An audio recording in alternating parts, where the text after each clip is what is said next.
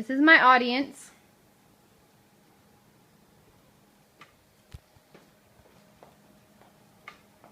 I'm Brittany McCune, and this is my persuasive speech. Our Earth is home to animals, species, and people alike. How would you feel if someone came to you and told you that they were going to destroy your house to make room for agriculture or to build a new mine? That's exactly what's happening in the rainforests of Central Africa. We could go our whole lives here in America without ever feeling the effects of these animal extinctions. But it's our duty as a global citizen to help those who aren't able to protect themselves, and that includes these animals.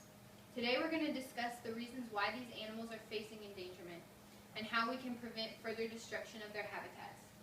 In order to achieve the goal of keeping these animals safe and secure, we're going to first look at the problems associated with their displacement. Then we're going to look at the underlying causes for them losing their habitats. And finally, I'm going to provide you with specific ways that you and your community can contribute to the solution. According to the World Wildlife Foundation, habitat loss is the greatest risk that animals have for extinction. Approximately 85% of the animals on the endangered species list are there due to habitat loss. This is usually done in order to make room for agricultural means or mining. This leaves animals like chimps, gorillas, okapi, and mandrills vulnerable to extinction. When you cut down trees, these animals aren't just losing their homes, but they're losing their food sources as well. For example, chimps travel by day in order to search for food, and at night they build nests in the trees where they keep themselves safe from predatory attack. These animals are generally herbivores or omnivores. That means they either exclusively eat plants or they eat plant and animals. So when you cut down the trees, it's taking away their food sources and their protection. We could go forever and never think in our daily life about these animals at all because they're so distant from us.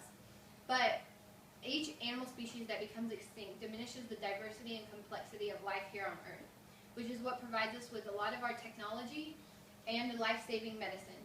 Eventually, we are going to see the consequences of our actions. Most of the time, this deforestation is done in order to make room for mining of metals and minerals that we use in our everyday life. Conservationist experts at the Environmental Protection Agency say that mining for columbite, tantalite in Central Africa is required to make all cell phones, laptops, and other electronic devices. Coltan, which is an abbreviated name for this metal, is a dull metallic ore that is found in mass quantities in the Congo.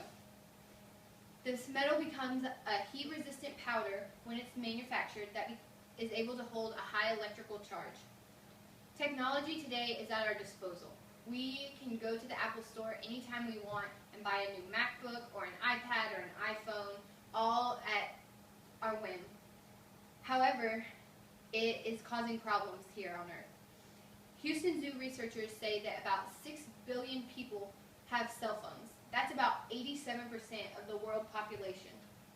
Now, it's logical for these people working in the mines in the Congo to do whatever they can to get their hands on this coltan so that they can provide it to manufacturing companies and get paid.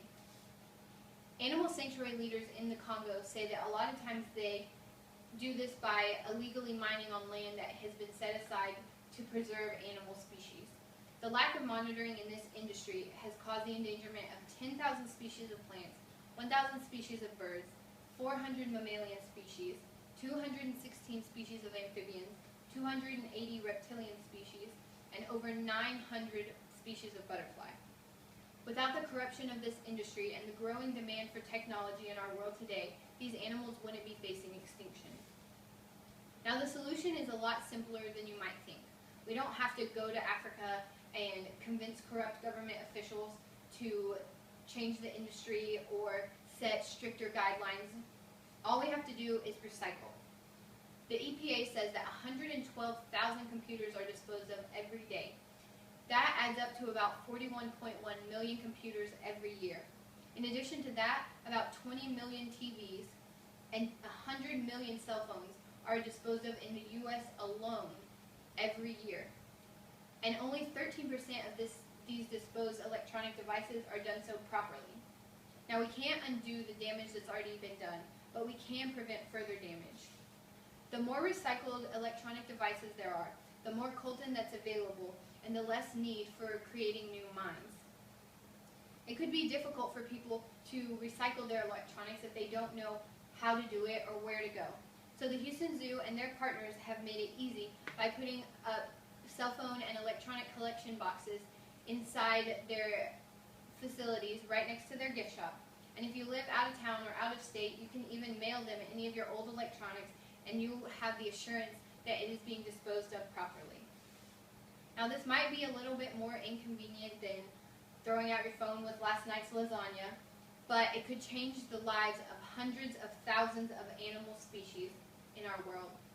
Deforestation from mining is why these animals are facing endangerment, and recycling electronics can prevent that. A little extra effort on our part can help save the lives of animals and help to keep them from being left without food sources and without homes. Thank you. Yay!